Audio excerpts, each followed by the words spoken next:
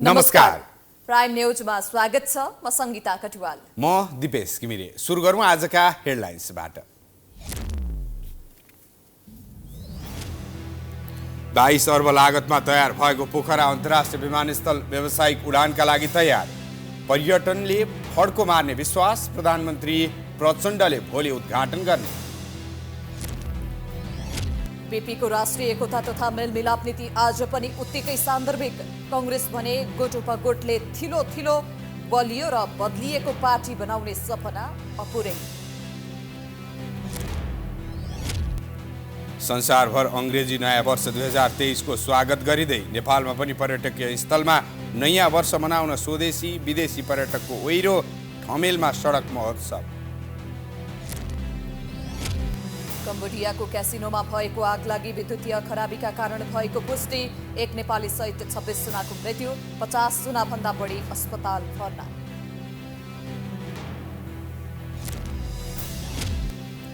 र साबिक विजेता एपीएफ क्लब पोखरामा जारी। आहारा पोखरा गोल्ड कपको सेमिफाइनलमा प्रवेश। आजको खेलमा धरान फुटबल क्लब 2-0 गोलले पराजित।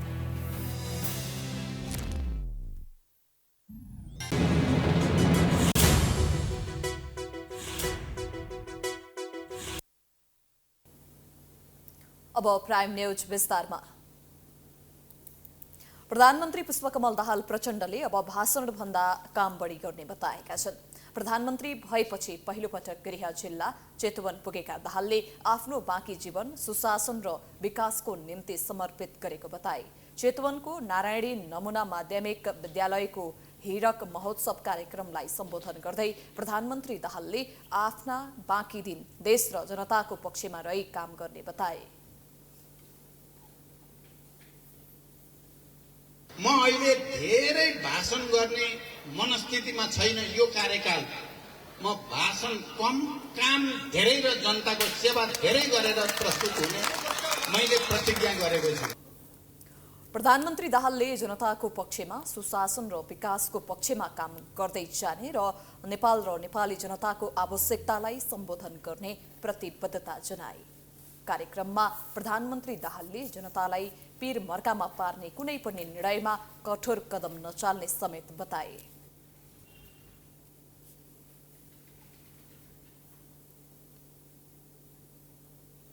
गृहमन्त्री रवि लामिछानेले सिंहदरबारमा नागरिकको सहज पहुँच पुर्याउन प्रधानमन्त्रीसँग छलफल गरेका छन्। आज बिहान प्रधानमन्त्री प्रचण्डलाई भेटेर गृहमन्त्री लामिछानेले आम नागरिकलाई सिंहदरबार प्रवेश गर्न सक्ने वातावरण बनाउन भन्दै छलफल चलाएका हुन्। हाल सिंहदरबार प्रवेशका लागि पासको व्यवस्था गरिएको छ। साथै भेटका क्रममा कोरोना संक्रमण व्यवस्थापनका लागि सीमा क्षेत्रमा सावधानी अपनाउने, हवाई र स्थल मार्गबाट आउने पर्यटकलाई ध्यानमा राखी स्वास्थ्य डेस्क र होल्डिङ सेन्टर स्थापना गर्ने विषयमा छलफल भएको गृहमन्त्रीको सचिवालयले जनाएको छ। तराईमा शीतलहर र हिमाली क्षेत्रमा हिमपातको व्यवस्थापन सहज रूपमा गर्न आवश्यक तयारी गर्ने विषयमा पनि छलफल भएको छ। भेटका क्रममा गृहमन्त्री लामिछानेले राजस्व चुहावट नियन्त्रण गर्ने प्रतिबद्धता व्यक्त गर्दै अर्थ मन्त्रालयसँग समन्वय गरी काम अघि बढाउने बताएका छन्। यसैबीच प्रधानमन्त्री दाहालले कम्बोडियामा आगलागीमा परि ज्यान गुमाएका निराकार पाण्डेको शव यथाशीघ्र नेपाल ल्याउन मुख्य सचिवलाई निर्देशन दिएका छन्।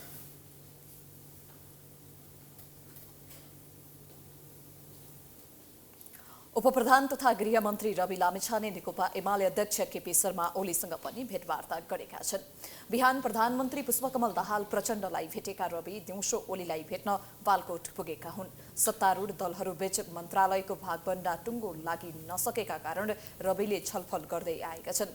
ओलीसँगको भेट पनि मन्त्रालयको भागबण्डा लगायत विषयमा केन्द्रित भएको बुझिएको छ। रविले गृह मन्त्रालयले राहदानी नागरिकता र राष्ट्रिय परिचय पत्र वितरणलाई सहज बनाउन गरेको प्रयासबारे समेत ओलीलाई जानकारी गराएका थिए। हवाई उडानको इतिहासमा नेपालका लागि यो वर्ष उपलब्धिपूर्ण साबित भयो।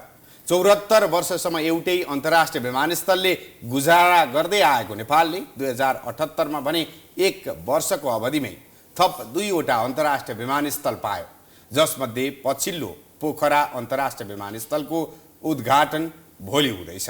एक रिपोर्ट। व्यावसायिक हवाई उडानको इतिहासमा 74 वर्षसम्म त्रिभुवन अन्तर्राष्ट्रिय विमानस्थल मात्रै थियो। 2006 सालदेखि गौचरण विमानस्थलको नामबाट व्यावसायिक उडान सुरु गरेको त्रिभुवन अन्तर्राष्ट्रिय विमानस्थलले मात्रै धानिरहेको अवस्थामा यो वर्ष 2वटा अन्तर्राष्ट्रिय विमानस्थल थपिएका छन्। गत जेठ 2 गते उद्घाटन भएको गौतम बुद्ध अन्तर्राष्ट्रिय विमानस्थलले नेपालको हवाई इतिहासमा नयाँ आयाम थपेको थियो। उक्त विमानस्थल उद्घाटन भएको करिब 7 महिनापछि पोखरा अन्तर्राष्ट्रिय विमानस्थलको उद्घाटन हुँदैछ। पर्यटकीय नगरी पोखरामा रहेको यो विमानस्थलको व्यावसायिक उडानको सबै तयारी पूरा भएको नागरिक उड्डयन प्राधिकरणले जनाएको छ। हामी नेपालकै तेस्रो इन्टरनेसनल एयरपोर्ट पोखरा सम्माननीय प्रधानमन्त्रीज्यू पुष्पकमल दाहाल प्रचण्डबाट हामी उद्घाटन गर्ने कार्यक्रमको सङ्घारमा छौँ। त्यो हाम्रो भोलिबाट डे अपरेसन गर्नको लागि चाहिँ कुनै पनि समस्या छैन। त्यसको लागि सम्पूर्ण तपाईँको आवश्यक प्रक्रियाहरू पुरा भइसकेका छ। आइएफआरको लागि तपाईँको चाहिँ मैले भनिसकेँ केही समय लाग्छ। त्यसको लागि चाहिँ लगभग 1 महिनापछि आइएफआर फ्लाइटहरू पनि सुरु हुन्छ। अहिले भिएफआर उडानका लागि तयार भएको विमानस्थलमा छिट्टै नै आइएफआर उडानको तयारी समेत सकिने जानकारी प्राधिकरणले दिएको छ। विमानस्थलको औपचारिक उद्घाटनपछि पहिलो अन्तर्राष्ट्रिय उडान भारतको बनारसका लागि तय भए पनि भारतबाट समयमा प्रक्रिया अगाडि नबढेकाले उक्त प्रयास भने सफल हुन सकेन। त्यसैले अहिले स्वदेशी विमानबाटै पोखरा अन्तर्राष्ट्रिय विमानस्थलमा व्यावसायिक उडान सुरु हुँदैछ। अन्तर्राष्ट्रिय विमानस्थलको लागि विक्रम सम्वत 2031देखि नै जमिन अधिग्रहण सुरु भएको झन्डै 5 दशकपछि मात्रै विमानस्थल निर्माणको सपनाले मूर्त रूप पाएको छ। पोखरा उपत्यकाको भौगोलिक बनोट अनुसार 180 सिट क्षमताका न्यारो बडी जहाजहरू उडान र अवतरण भए पनि ठुलो क्षमताका वाइड बडी भने यो विमानस्थलमा उडान र अवतरण गर्न सक्ने छैनन्। चीनको एक्जिम ब्याङ्कको ऋण तथा अनुदानमा 22 अर्बमा बनेको विमानस्थल चिनिया सहयोग परियोजना BRI अन्तर्गतको ठुलो परियोजना हो। पर्यटकीय सहर पोखरामा निर्माण सम्पन्न भएर उद्घाटनको तयारीमा रहेको यो विमानस्थलले यस क्षेत्रको पर्यटन विकासका अतिरिक्त बहुआयामिक विकासका ढोका समेत खोलेको विश्वाससहित पोखरेलीहरूमा उत्साह थपेको छ।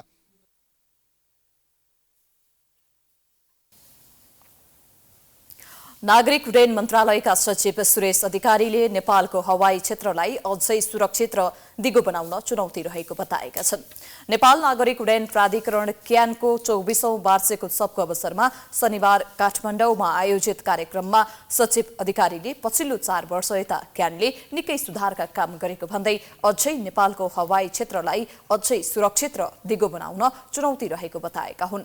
पछिल्ला वर्षमा अन्तर्राष्ट्रिय विमानस्थल र आन्तरिक विमानस्थलको स्तरोन्नतिका लागि क्यानले उपलब्धिपूर्ण काम गरेको उनले बताए। सचिव अधिकारीले अमेरिका, स्विजरल्यान्ड, रुवान्डा लगायत विभिन्न देशहरूसँग हवाई सेवा सम्बन्धी सम्झौता अघि बढेको जानकारी दिए।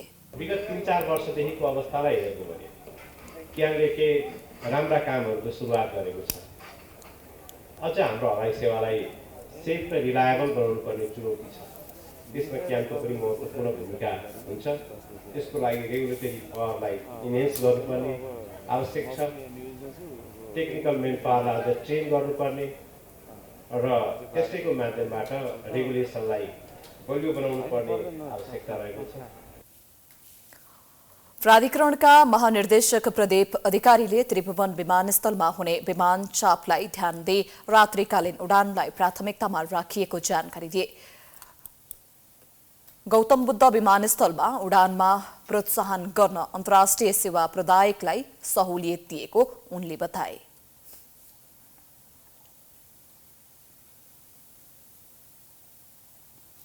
नेपालको पहिलो जननिर्वाचित प्रधानमन्त्री बीपी कोइरालाको सरकार अपदस्थ गरी राजा महेन्द्रले 2017 साल पुस 1 गते शासन आफ्नो हातमा लिएपछि बीपी भारत प्रवासमा जान बाध्य भए। 8 वर्ष लामो प्रवासपछि 2033 साल पुस 16 गते राष्ट्रिय मेलमिलापको नीति लिएर बीपी स्वदेश फिर्ता भएका थिए। तत्कालीन शासकले जेल हाल्ने निश्चित हुँदा पनि बीपी स्वदेश फर्किएको दिनलाई काङ्ग्रेसले राष्ट्रिय मेलमिलाप दिवसका रूपमा मनाउने गरेको छ। एक रिपोर्ट। 2015 सालमा सम्पन्न संसदीय निर्वाचनमा नेपाली काङ्ग्रेसले 2/3 बहुमत प्राप्त गरेको थियो। काङ्ग्रेसले बहुमत प्राप्त गरेपछि प्रधानमन्त्री बनेका थिए यसका संस्थापक बीपी कोइराला। आफ्नो छोटो शासनकालमा ग्रामीण विकासमा जोड तथा पूर्व पश्चिम राजमार्गको खाका तयार गर्नु र भूमि सुधारका लागि आवश्यक प्रक्रिया अगाडि बढाएर बिपीले दर्जनौं जनउपयोगी काम सुरु गरेका थिए।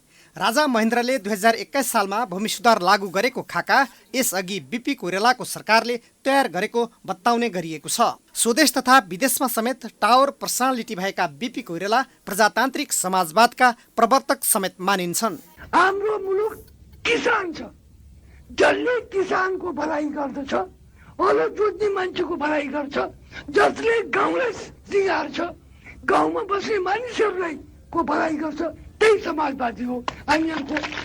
उनै बिपीले गरेका धेरै सुधारवादी कामबाट अत्तालिएर तत्कालीन राजा महेन्द्रले 2017 साल पुस 1 गते प्रजातन्त्रको हत्या गरी शासन आफ्नो हातमा लिएपछि बिपीलाई जेल जीवन तथा भारत प्रवासमा जान बाध्य पारिएको थियो। यस क्रममा बिपीले 8 वर्ष भारत प्रवासमा बिताएका थिए। सिक्किमलाई भारतले गाभेपछि राष्ट्रियतामाथि नै खतरा उत्पन्न भएको निष्कर्षसहित राष्ट्रिय मेलमिलापको नीति लिएर बिपी 2033 साल पुस 16 गते आधा दर्जन बढी मुद्दा चलिरहेको बेला र फाँसीको समेत सजाय हुने सम्भावनालाई पनि स्वीकार गर्दै प्रवासबाट स्वदेश फर्किएका थिए। बिपीसँगै नेताहरू गणेशमान सिंह, खुमबहादुर खड्का, शैलजा आचार्य, रामबाबु परसाई तथा निलम्बर पन्थी नेपाल आएका थिए। उनीहरूलाई त्रिभुवन विमानस्थलबाटै सिधै सुन्दरीजल जेल लगिएको थियो। मुलुकलाई बचाउन बिपीले राष्ट्रिय मेलमिलापको नीति अख्तियार गरेका थिए। सबै मिलेर देश बनाउने बिपीको मेलमिलापको नीति अहिले झन् सान्दर्भिक भएको बिपीका अनुयायी तथा काङ्ग्रेस पूर्व महामन्त्री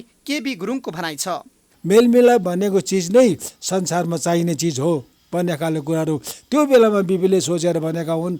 तर त्यो बेला आफ्नो स्ट्राटेजीको लागि मात्रै भनेको होला भन्ने मान्छेले सोचेका थिए। तर अहिले सबैले सोच्दाखेरि त्यसको मेलमिलाप जतिको अर्को उपाय केही पनि छैन। संसारभरि नै युद्ध सकिसकेपछि पनि आखिरमा त मेलमिलाप गर्नु पर्यो नि। हो, त्यो पनि एउटा सिद्धान्त दृष्टान्त हो कि मेलमिलाप बिपीले कसरी किन लिए, त्यो यसको सान्दर्भिकता जहिले पनि छ, रहिरहन्छ। बिपीको विदेश नीति पनि सन्तुलित थियो। उनले सगरमाथा चीनले दाबी गर्दा तत्कालीन चिनिया प्रधानमन्त्री चाउ एन लाईलाई राजी गराएर सगरमाथा नेपालको भएको सन्देश दिएका थिए। त्यति बेला बिपीले संयुक्त राष्ट्रसङ्घको 15औं महासभामा दिएको चर्चित भाषण नै अहिलेसम्म पनि नेपालको परराष्ट्र नीतिको कोसेढुङ्गो भएको कूटनीतिज्ञ डाक्टर दिनेश भट्टराईको भनाइ छ। बिपीले संयुक्त राष्ट्रसङ्घको 15औं महासभालाई जुन चाहिँ भाषण गर्नुभएको छ, नेपालको परराष्ट्र नीतिको लागि त्यो एउटा मास्टरपिसको रूपमा रहेको छ।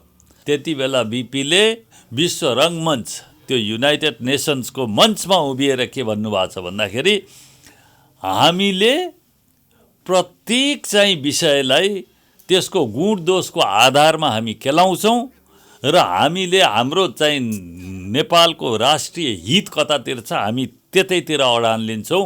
त्यसैले हामीले यहाँ कसैको अगाडि नै गएर हामीले तेरो पक्ष लिन्छौँ, यो हाम्रो पक्ष लिन्छौँ भन्ने कुरा हामी कसैलाई पनि कमिट गर्दैनौँ भनेर बिपीले त्यति बेला दिएको मन्त्र अहिलेसम्म पनि उत्तिकै सान्दर्भिक छ। त्यस्ता दूरदर्शी राजनेताले स्थापना गरेको काङ्ग्रेस यति बेला भने गुट उपगुटले थिलो थिलो भएको छ।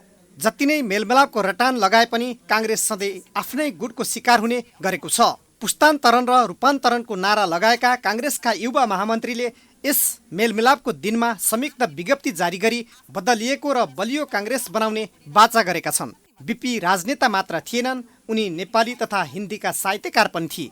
उनले सुन्दरीजल जेल जीवनका क्रममा तीन घुम्ती, सुम्निमा, नरेन्द्र दाई उपन्यास, मोदी ऐन, हिटलर र यहुदी, बाबु आमा र छोरा, कर्णेलको घोडा लगायत दर्जन कृति प्रकाशित भएका छन्। यी मध्ये आफ्नो कथा र जेल जर्नल सबैभन्दा बढी पढिएका कृति हुन्। Political bureau, prime HD, Kathmandu. Prime news जारी छ, हामी ब्रेकपछि आउँछौँ।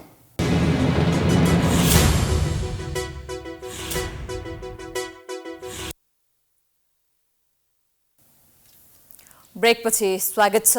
अब बाँकी न्युज। सन् 2022 को अन्तिम दिन आज कोरोनाबाट विश्व जगतले मुक्ति पाउन प्रयासरत रहेको सन् 2022 मा नेपालमा पनि विभिन्न राजनीतिक घटनाक्रम भए। 2022 मा विज्ञानको दुनियाँमा केही चमत्कारिक भए पनि राजनीतिक रूपमा केही दुःखदायी घटना पनि भए। खेल जगतमा केही उल्लेख्य प्रगति भए पनि खेल जगतले उत्कृष्ट खेल कौशल प्रदर्शन गर्ने व्यक्ति पनि गुमाउन पुग्यो।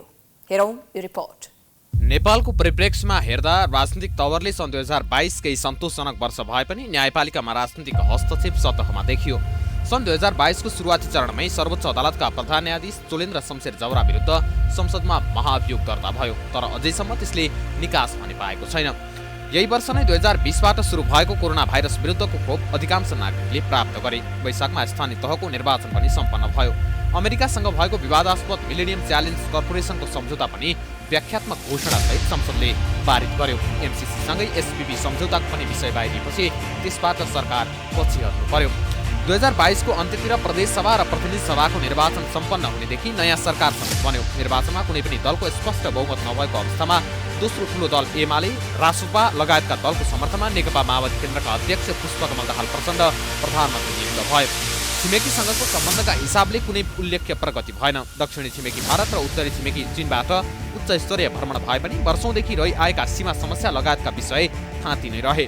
नयाँ सरकार गठनसँगै झण्डै 3 वर्षदेखि बन्द रहेको चिनिया नाका भने खुल्न पुग्यो। उता विश्व जगतको कुरा गर्दा ठूला राजनीतिक घटनाक्रमदेखि उच्च व्यक्तिहरूले ज्यान गुमाउन पुगे। वर्षको सुरुवातमै रुस र युक्रेन युद्धले विश्वलाई 2 ध्रुवमा विभाजित गर्यो, जसका कारण विश्वभरकै अर्थव्यवस्थामा ठूलो क्षति भयो भने महँगीको मारमा आम सर्वसाधारण परे। ग्लोबल वार्मिङको कारण पाकिस्तानमा आएको बाढी पहिरोमा सयौंले ज्यान गुमाए।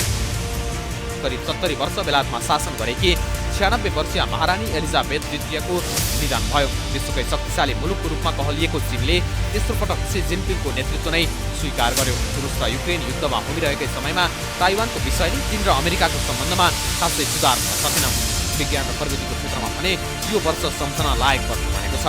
सेप्टेम्बर 28 मा नासाले पृथ्वीको नजिकैबाट गुजिरहेको एउटा क्षुद्र ग्रहको बाटो परिवर्तन गर्न सक्नुभयो। अक्सफोर्ड विश्वविद्यालयका वैज्ञानिकहरूले यही वर्ष नै मलेरिया खोपको विकास गरे। यही वर्ष नै वैज्ञानिकहरूले विश्वको सबैभन्दा ठूलो ब्याक्टेरिया फेला पारेका छन्।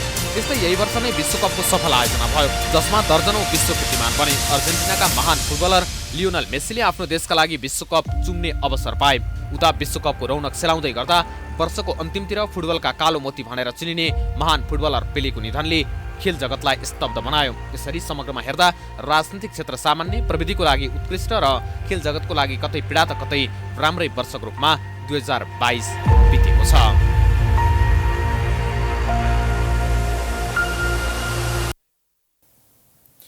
आजदेखि अङ्ग्रेजी नयाँ वर्ष 2023 सुरु भएको छ। नयाँ वर्षको स्वागतका लागि नेपालका विभिन्न शहरमा चहल पहल पनि बाक्लिएको छ। यसै सन्दर्भमा हाम्रा सहकर्मी सुष्मन विश्वकर्मा यति बेला ठमेल क्षेत्रमा पुगेका छन्।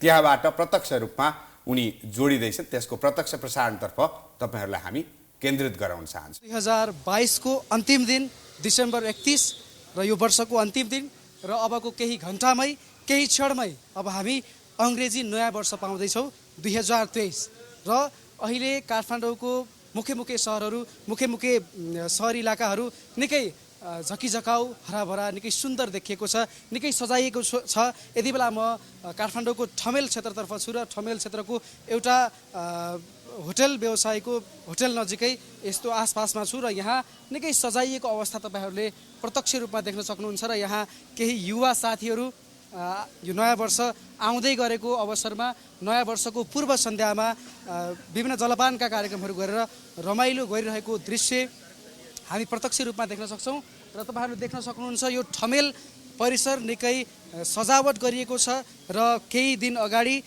ठमेल परिषदले यहाँ रहेका अव्यवस्थित तारहरूलाई हटाएको थियो र यहाँको सुन्दरतामा पनि थप कामहरू गरेको थियो र अहिले ठमेल परिसर निकै सुन्दर भएको छ, सफा भएको छ र नयाँ वर्ष जस्तै देखिएको छ। नेपालीहरूले जसरी वैशाख 1 गतेलाई हामीले नयाँ वर्ष मान्छौँ र विभिन्न सांस्कृतिक क्रियाकलाप गरेर मनाउँछौँ, त्यसै गरी विदेशी नागरिकहरूले पनि जनवरी 1 लाई नयाँ वर्षको रूपमा मनाउँछन् र निकै महत्त्व दिने गर्छन् र आज विश्वभरकै विभिन्न मुलुकहरूमा नयाँ वर्ष निकै हर्ष र उल्लासका साथ मनाइँदैछ, निकै महत्त्वका साथ मनाइँदैछ। तपाईँहरूलाई हामीले यति बेला ठमेल परिसरबाट प्रत्यक्ष रूपमा देखाइरहेका छौँ र पछिल्लो समय सूचना तथा सञ्चारको निकै ठुलो फड्कोले कुनै पनि सीमा विशेषको चाडपर्व रहेन र विदेशको अङ्ग्रेजहरूको पर्वहरूलाई पनि नेपालीहरूले आफ्नै पर्व जस्तो गरेर अर्थात् नयाँ वर्ष अङ्ग्रेजी नयाँ वर्षलाई पनि जुन केही क्षणमा आउँदैछ र हामीले नयाँ वर्ष सन् 2023 पाउँदैछौँ र यो पूर्व सन्ध्यामा नेपालीहरूले नेपालमा नेपालका मुख्य विभिन्न सहरहरूमा विभिन्न रमाइलो कार्यक्रम गरेर मनाइराख्ने अवस्था छ र तपाईँहरूले मेरो पृष्ठभूमिमा बजिरहेको सङ्गीत पनि सुनिरहनु भएको छ होला। नयाँ वर्षको अवसरमा निकै रमाइला धुनहरू बजाएर युवाहरू होइन निकै रमाइलोसँग नाच्ने गाउने गरेको पाइएको छ र म तपाईँहरूलाई यहाँका केही व्यक्तिहरूसँग कुरा गरेर देखाउन गइरहेको छु र यहाँ मसँग प्रत्यक्ष रूपमा कुरा गर्नका लागि एकजना पर्यटन क्षेत्रका जानकार एवं होटेल सञ्चालक हुनुहुन्छ। तपाईँहरूलाई म प्रत्यक्ष रूपमा जोड्न गइरहेको छु। नमस्कार, स्वागत छ। नमस्कार। यहाँको परिचय? मेरो नाम सञ्जोग खड्का हो। म यस होटेलको चाहिँ एक जेनरल म्यानेजरको रूपमा कार्यरत छु र आजको यो जुन माहौल छ नयाँ वर्षको सन् 2022 को अन्तिम दिन भोलि जनवरी 1 2023 सबै युवा युवतीहरूले देशका विभिन्न देश विदेशमा छरिएर बस्नुभएका नेपाली भन्दा पनि तपाईँहरूको एउटा मानवताको नाता देश विदेशी एउटा चाहिँ भाइचाराको चाहिँ नाताले हामीले यो पर्वलाई पनि विगतका 2 दशकदेखि होटल म्याजेस्टिक इन स्पाले निरन्तरता दिँदै आएको थियो र आज पनि त्यही कार्यक्रमलाई निरन्तरता दिँदै यो माहौल हामीले हजुरहरू समक्ष प्रस्तुत गरेका छौँ र मलाई लाग्छ यो माहौलले एउटा यो काठमाडौँ सहरको एउटा मुटुमा रहेको ठमेल जस्तो ठाउँलाई यतिको प्रोग्रामले चाहिँ प्रस्तुत गर्न पाउँदा र होटल म्याजेस्टिक इन स्पाको चाहिँ कार्यक्रम चाहिँ तपाईँहरूमा प्रस्तुत गर्न पाउँदा चाहिँ एक किसिमको गौरवान्वित पनि मलाई फिल भइरहेछ। I am feeling proud on it. र यति मात्र नभएर चाहिँ हाम्रो होटेलका सेवा सुविधाहरू सम्पूर्ण देश विदेशमा रहनुभएका मान्छेहरूले पनि गेस्टहरूले पनि चाहिँ भोग गरेर आउनुभएको छ। सेवा सुविधाहरू सबैले लिइसक्नु भएको छ। त्यसै कुरालाई चाहिँ विश्वभरि फैलाउन चाहिँ एउटा होटल म्याजेस्टिक इन स्पाले एउटा ठुलो भूमिका खेलेको मलाई लाग्दछ। अब तपाईँको अहिले यो नयाँ वर्षको सन्दर्भमा यो त ठमेल परिसर भनेको त अन्तर्राष्ट्रिय पर्यटकहरू एकदमै धेरै हुने ठाउँ हो र के छ अहिले यो नयाँ वर्षको पूर्व सन्ध्यामा अग्रिम समयमा अन्तर्राष्ट्रिय पर्यटकहरूको चहलपहल कस्तो छ तपाईँको वचनमा? यो हाम्रो 2 दशकदेखिको एउटा लिगेसीसँग म जोड्न चाहन्छु। 2 वर्ष अगाडिको जुन कोभिडको समयमा पनि हाम्रो होटल म्याजेस्टिक इन स्पाले सेवामा चाहिँ एउटा निरन्तरता दिँदै आएको थियो। हामी कुनै दिन पनि सेवा रहित र सेवा दिन नसकेर हामी बन्द भएको अवस्था भएन र आजको यो पूर्व सन्ध्यामा पर्यटकहरूको चहलपहल निकै बढ्दो देखिन्छ। जस्तो हाम्रो छिमेकी मुलुक भारत लगायत सम्पूर्ण देश विदेशमा युरोपतिरका अस्ट्रेलियातिरका अमेरिकातिरका पश्चिमी मुलुकहरूका मान्छेहरूको पनि बाक्लो उपस्थिति यहाँ हामीले देख्न सक्छौँ र हामीले आजको कार्यक्रम चाहिँ विशेषतः सम्पूर्ण व्यक्तिहरूलाई चाहिँ टार्गेट गरेर एउटा राम्रो प्याकेजको रूपमा ल्याएर चाहिँ हामीले चाहिँ मार्केटमा आज हामीले प्रस्तुत गरेका छौँ र सम्भवतः मलाई लाग्छ यो प्याकेज सम्पूर्ण यहाँ उपस्थित हाम्रा पाहुनाहरूले मन पराइदिनु भएको छ। यो कुरामा म आफूलाई एकदम गौरवान्वित फिल गर्छु र सम्पूर्ण म्याजेस्टिक इन स्पा परिवारले पनि यसलाई ठुलो उपलब्धिको रूपमा लिएको छ। अब यो तपाईँलाई यति बेला प्रत्यक्ष रूपमा देश तथा विदेशबाट धेरैले हेरिरहनु भएको छ। यो अङ्ग्रेजी नयाँ वर्षको अग्रिम समयमा के भन्न चाहनुहुन्छ सबैलाई सम्बोधन गरेर होटल म्याजेस्टिक्सको तर्फबाट? होटल म्याजेस्टिक इन स्पाको एउटा कार्यकारी जिएमको नाताले म सम्पूर्ण हाम्रा दर्शक महानुभावहरूलाई सर्वप्रथम त सन् 2022 को अन्तिम दिन तथा भोलि 2023 को फर्स्ट डे जनवरी 1 को ह्याप्पी न्यू इयर भन्न चाहन्छु। सम्पूर्णले सुख समृद्धि र दीर्घायुको कामना गर्न चाहन्छु। सम्पूर्ण म्याजेस्टिक परिवार, सम्पूर्ण होटल म्याजेस्टिक इन स्पा परिवार तपाईँहरूको स्वास्थ्य तथा दीर्घायुको कामना गर्न चाहन्छ र यसै सन्दर्भमा भन्दै गर्दा हाम्रा होटल म्याजेस्टिक एन्ड स्पाका जुन सेवा सुविधाहरू छन् तपाईँहरूले एकचोटि आइदिनुहोस्, यसलाई सेवा गर्ने हामीलाई मौका दिनुहोला र त्यो मौका हामीले हजुरहरूलाई चाहिँ हाम्रो 100% एउटा चाहिँ प्रयासले चाहिँ त्यसलाई चाहिँ सार्थक बनाउने हामी प्रयास गर्दछौँ। धन्यवाद। यहाँलाई अङ्ग्रेजी नयाँ वर्षको धेरै धेरै शुभकामना। अङ्ग्रेजी नयाँ वर्षको सुरुवातसँगै यहाँको व्यवसाय थप फस्टाउँदै जाओस्। हाम्रो प्राइम टेलिभिजनको तर्फबाट र हामीलाई हेर्नुभएका सम्पूर्ण दर्शकहरूको तर्फबाट तपाईँलाई नयाँ वर्षको धेरै धेरै शुभकामना। हजुरलाई पनि धेरै धेरै शुभकामना तथा यो प्राइम टेलिभिजनको सम्पूर्ण टिमलाई चाहिँ मैले पनि एकदम 2023 को नयाँ वर्षको चाहिँ शुभकामना दिन चाहन्छु। हस् त धन्यवाद धन्यवाद छ म तपाईँलाई। दर्शकबिन उहाँ हुनुहुन्थ्यो यस होटलका जनरल म्यानेजर, उहाँसँग हामीले प्रत्यक्ष रूपमा कुरा गऱ्यौँ र यति बेला हामी ठमेल परिसरमा छौँ र तपाईँहरूलाई यहाँबाट प्रत्यक्ष रूपमा देखाइरहेका छौँ यहाँको दृश्यहरू। यहाँ युवाहरूले निकै झुमिरहेको अवस्था छ र यो सजावट देख्न सक्नुहुन्छ र नयाँ वर्षको उपलक्ष्यमा यहाँ ट्राफिक जाम पनि बढेको छ। हर्ष र उल्लासका कारण हिँड्ने व्यक्तिहरू एकदमै बढी हुनुहुन्छ र मैले तपाईँहरूलाई यति बेला होटल मेजेस्टिकबाट प्रत्यक्ष रूपमा देखाइरहेको छु। यहाँ प्रत्यक्ष रूपमा तपाईँहरूले देखिरहनु भएको छ, निकै सजाइएको छ नयाँ वर्षको अग्रिम सन्ध्यामा ठमेल परिसरमा, जहाँ अन्तर्राष्ट्रिय पर्यटकहरूको अत्यन्त बढी आउने गर्नुहुन्छ र तपाईँहरूले प्रत्यक्ष रूपमा देखिरहनु भएको छ। यहाँ पर्यटकहरू आउने क्रम पनि चलिरहेको छ, देख्न सक्नुहुन्छ। लगेजसहित होटलमा बस्नका लागि पर्यटकहरू आइरहनु भएको छ र सबै होटलहरू ठमेलका सबैजसो होटलहरू प्याक छन् र नयाँ वर्षको अग्रिम समयमा सबै निकै खुसी देखिनु भएको छ। हेलो, नमस्कार, happy new year. Thank you, same to you sir. के छ नयाँ वर्षको पूर्व रमाइलो भइरहेको छ सर, हामीलाई त्यही त राम्रो गइरहेछ। अब सबैले नयाँ वर्ष शुभकामना सबैलाई, होइन? यति हो सर, ठिक छ। Thank you so much. नयाँ वर्षको शुभकामना। हजुर, थ्याङ्क यू। दर्शक यति बेला तपाईँलाई म ठमेल परिसरबाट एउटा होटलबाट प्रत्यक्ष रूपमा देखाइरहेको छु र मैले तपाईँहरूलाई आज नयाँ वर्षको अवसरमा यहाँबाट देखाइरहेको छु र तपाईँहरूले यहाँ देख्न सक्नुहुन्छ निकै आकर्षक ढङ्गबाट यहाँ आफ्ना ग्राहकहरूलाई निकै राम्रो ढङ्गबाट सेवा प्रवाह गरिरहेको दृश्य हामी प्रत्यक्ष रूपमा देख्न सक्छौँ र यता सङ्गीतको काम पनि भइरहेको छ। सङ्गीतले यहाँ उपस्थित सम्पूर्णलाई नयाँ वर्षको पूर्व सन्ध्यामा यहाँ प्रत्यक्ष प्रसारण गरिरहेको हामी देख्न सक्छौँ। नयाँ वर्षको पूर्व सन्ध्यामा देखिरहनु भएको छ।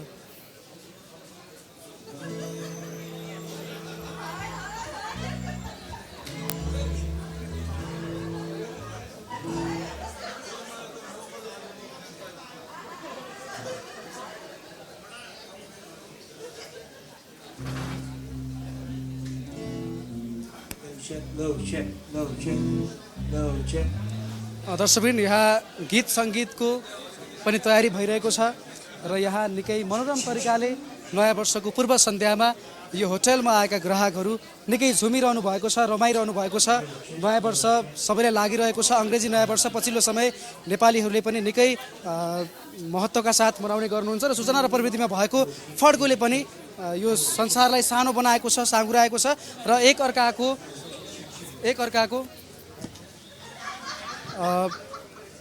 चालचलन रीतिरिवाजलाई अँगाल्ने पनि देखिरहेको छौँ हामी र म तपाईँहरूलाई यहाँ केही व्यक्तिहरूसँग कुरा गरेर प्रत्यक्ष रूपमा देखाउन गइरहेको छु।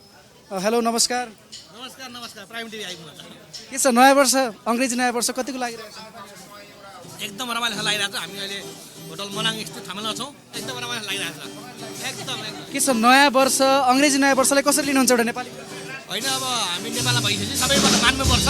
त्यो रमाइलो छ भनौँ न, रमाइलो मनाइरहेको छौँ।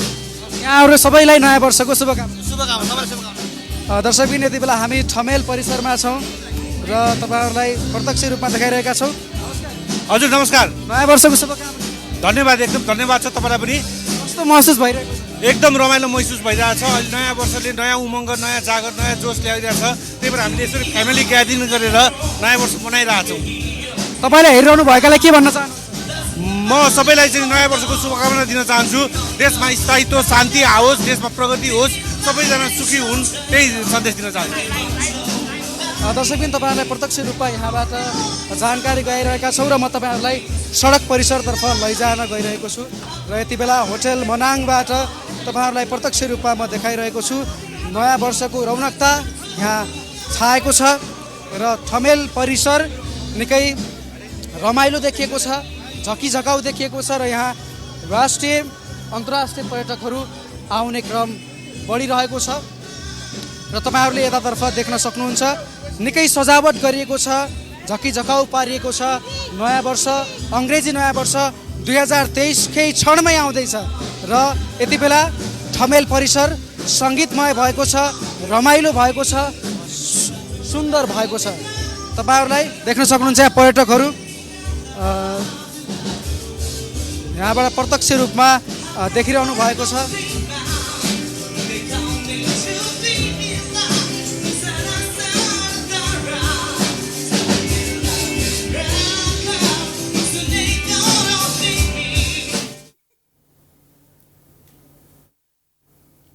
धन्यवाद सुष्मन। हाम्रा सहकर्मी सुष्मन विश्वकर्मा ठमेल क्षेत्रबाट प्रत्यक्ष रूपमा जोडिँदै हुनुहुन्थ्यो। अब बाँकी समाचार। नेकपा एकीकृत समाजवादीले नेकपा एमालेसँग पार्टी एकता हुन लागेको भन्ने कुरा हल्ला मात्रै भएको स्पष्ट पारेको छ। स्थायी कमिटीको जारी 14औं बैठकमा प्रवक्ता जगन्नाथ खतिवडाले एमालेसँग कुनै पनि हालतमा पार्टी एकता हुन नसक्ने बताएका हुन्।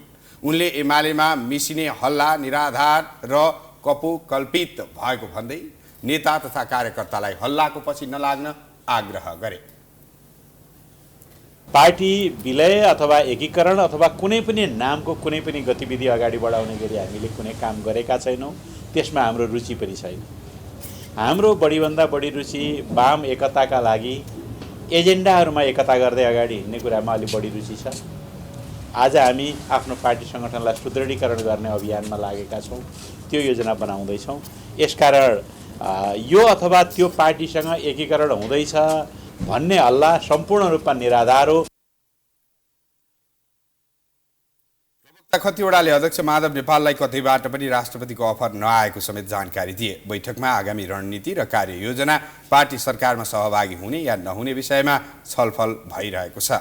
सरकारमा जाने वा नजाने विषयमा स्थायी कमिटीबाट निर्णय नभए पोलिट ब्युरो बैठक समेत बोलाउने तयारी छ।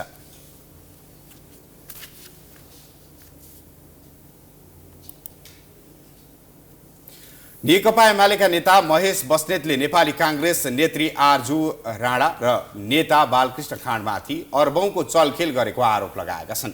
आज रिपोर्टर्स क्लब नेपालमा भएको साक्षात्कारमा नेता बस्नेतले निवर्तमान प्रधानमन्त्री शेरबहादुर देउवाकी पत्नी राणा र निवर्तमान गृहमन्त्री खाँडमाथि ठूला योजनामा अर्बौंको चलखेल गरेको आरोप लगाएका हुन्। उनले देउवा नेतृत्वको सरकारलाई भाउजूको सरकार भन्ने गरेको टिप्पणी गरे। देउवा सरकारले विकास निर्माणको काममा सिनको समेत नभाँचेको उनको आरोप छ। व्हाइट बडी लगायत तमाम विषयवस्तुहरू, एनसेलका कर प्रकरणका विषयवस्तुहरू, भन्सारका चाहिँ सुनका तस्करीका विषयहरू व्यापक रूपमा छानबिन गरोस्। र अहिले हामीले उठाएको कुरा यो मैले उठाएको होइन। अहिले कङ्ग्रेस समर्थक धेरै बुद्धिजीवीहरू, धेरै साथीहरू होइन, अमरेश सिंहको हिजो एउटा अन्तर्वार्ता हेरेको थिएँ। उहाँले त डिटेलमै सबै कुरा बताइदिनु भएको छ। भनेपछि यो कुरा राज्यले छानबिन गरोस्। यसमा हाम्रो पार्टी अथवा हाम्रो कुनै नेताहरू संलग्न छन् भने हामीले कहीँ पनि उहाँहरूलाई ढाकछोप गर्छौँ भनेका छैनौँ र गर्दैनौँ। यो पार्टी नेकपा एमाले त कहिले पनि गर्दैन।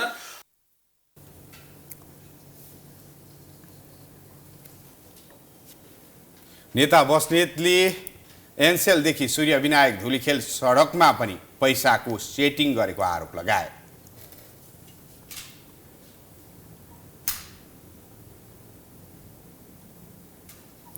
काठमाडौँ महानगरपालिका अव्यवस्थित पार्किङ देख्न साथ एक्सनमा आउँछ। तर सर्वसाधारणलाई कडा रूपमा पार्किङ सिकाइरहेको महानगरले राजनीतिक दल एवं पहुँचवालाहरूको अव्यवस्थित पार्किङ टुलु हेरेर बसिरहेको छ।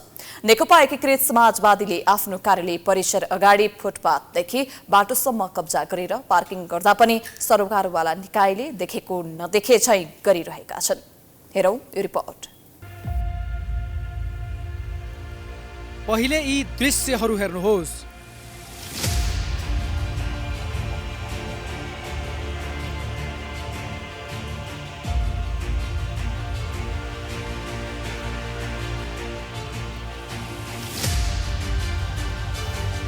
र महानगरले अन्य स्थानमा सर्वसाधारणले पार्किङ गर्दा गरेका फिल्मी शैलीका एक्सनहरू पनि हेर्नुहोस्।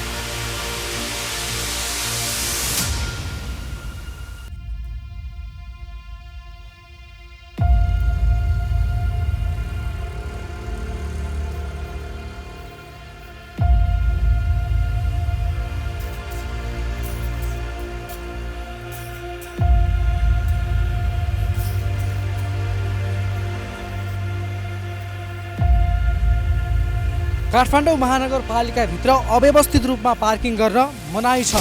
तर त्यसो होइन। राजनीतिकर्मी एवं पहुँचवालाहरूको लागि जहाँ पार्किङ गरे पनि हुन्छ, खुल्लम खुल्ला। यति बेला हामी आलोकनगर स्थित नेकपा एकीकृत समाजवादीको केन्द्रीय कार्यालय अगाडिको परिसरमा छौँ। तपाईहरु दृश्यमा प्रष्ट रूपमा देख्न सक्नुहुन्छ। यहाँ बाटो नै मिचेर, फुटपाथ नै मिचेर पार्किङ गरिएको छ। तर यति बेला काठमाडौँ महानगरपालिका भने मौन देखिएको छ। जहाँ अव्यवस्थित पार्किङ र फुटपाथको अतिक्रमण त्यही काठमाडौँ महानगरको महानगर प्रहरी। यस्तो दृश्य धेरैको स्मरणमा हुनुपर्छ। महानगर प्रहरी सर्वसाधारणको अव्यवस्थित पार्किङ र फुटपाथ अतिक्रमणमा मात्र फिल्मी शैली मार्फत बाहिर आउँछन्, तर राजनीतिकर्मी एवं पहुँचवालाहरूले खुल्लेआम जहाँ त्यही पार्किङ गर्दा पनि देखेको नदेखे झैँ गर्छन्। हेर्नुहोस् नेकपा एकीकृत समाजवादी पार्टीको केन्द्रीय कार्यालय आलोकनगर अगाडिको यो दृश्य। पार्टी कार्यालय अगाडि पहुँचवाल नेताहरूले बाटोदेखि आम नागरिक हिँड्ने फुटपाथसम्म कब्जा गरेर आफ्ना महँगा तिलिक्क टल्किएका सवारी यसरी पार्किङ गरेका छन्।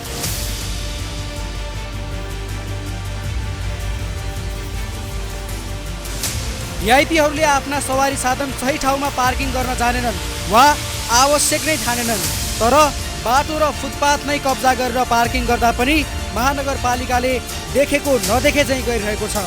महानगरपालिकाले सर्वसाधारणलाई दुःख दिने तर ठुलाठाला पहुँचवालाहरूलाई सबै कुरामा छुट दिँदा ठुलालाई चैन र सानालाई ऐन जस्तो काम गरेको भन्दै आलोचना बढेको छ।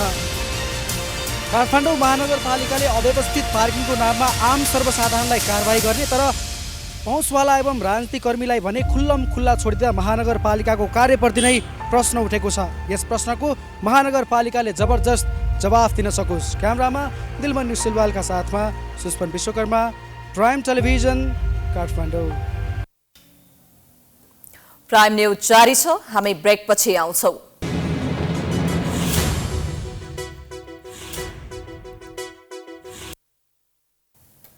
ब्रेकपछि स्वागत छ। अब बिजनेस न्यूज।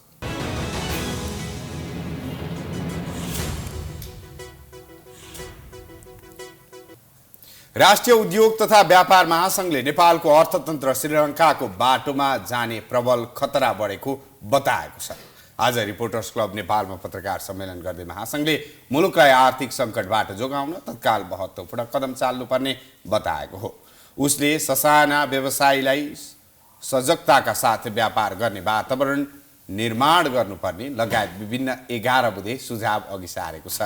महासंघले राष्ट्रलाई समुन्नत बनाउनका लागि ससाना व्यवसायीहरूको संरक्षण गर्दै राष्ट्रिय उत्पादनमा वृद्धि गर्नुपर्नेमा जोड दिएको छ।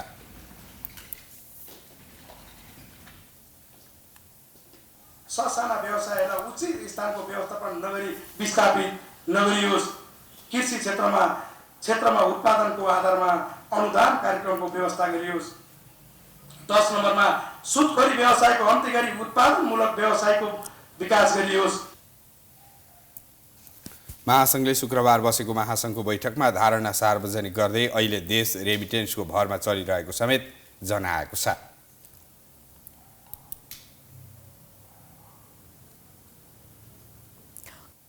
अब स्पोर्ट्स न्यूज।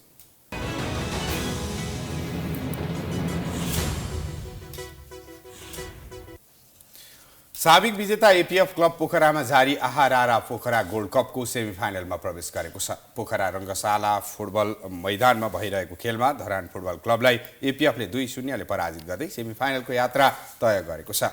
एपीएफले दुवै गोल पहिलो हाफमा गरेको थियो। एपीएफलाई जिताउन बिकु तामाङले 36औं र युवराज खड्काले 39औं मिनेटमा गोल गरेका थिए।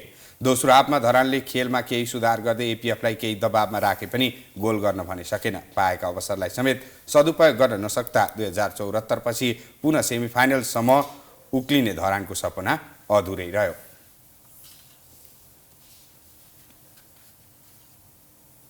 राजधानीमा जारी रहेको पहिलो संस्करणको नेपाल टी20 लिगमा पोखरा एभेन्जर्सले लगातार दोस्रो जित हात पारेको छ।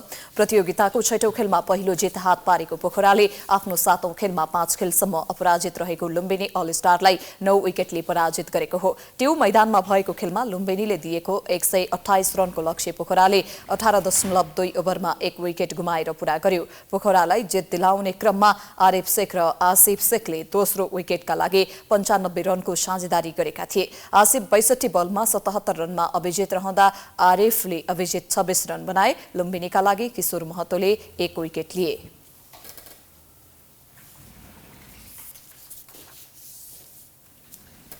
हामी प्राइम न्यूजको अन्त्यमा आइपुगेका छौं। जाँदा जाँदै हेडलाइन्स पुनः एकपटक।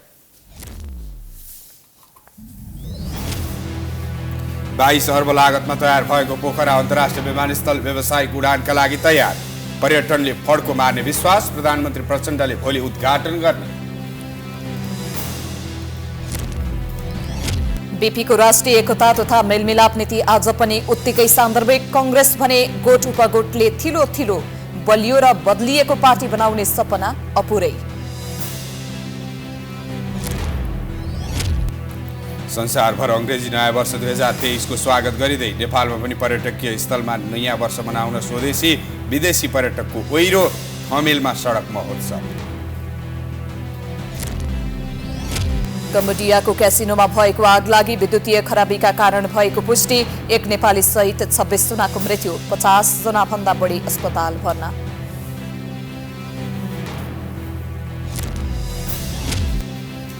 र साबिक विजेता एपीएफ क्लब पोखरामा जारी। आहारा पोखरा गोल्ड कपको सेमिफाइनलमा प्रवेश। आजको खेलमा धरान फुटबल क्लब 2-0 गोलले पराजित।